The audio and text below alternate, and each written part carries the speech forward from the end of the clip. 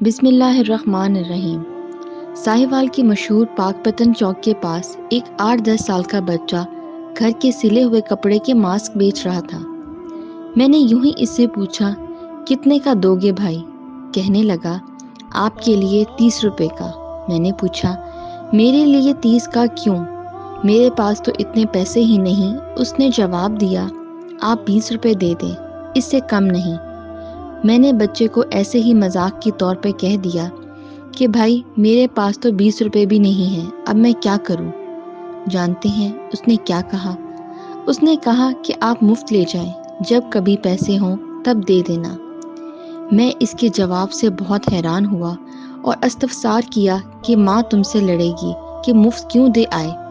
بچے کے جواب نے مجھے سر سے پاؤں تک لرزا کے رکھ دیا۔ اس نے کہا کہ ماں مجھے کچھ نہیں کہے گی، کیونکہ ماں نے ہی مجھے کہا تھا اگر کسی کے پاس پیسے نہ ہوں تو اسے ویسے ہی دے دینا، کیونکہ اتنی وبا پھیلی ہوئی ہے۔ اللہ اکبر۔ قوم کی ایسی ماں جس نے فاقوں سے مجبور ہو کے کپڑوں کے ماس سی کر اپنے معصوم سے بچے کو چوراہے پہ مزدوری کے لیے بھیجا، لیکن اس ماں نے یہ سوچ کر کہ وبا کے دنوں میں کوئی ضرورت مند ایسا بھی ہو سکتا ہے، اپنے بیٹے کو اس بات کی تاکید کی تھی۔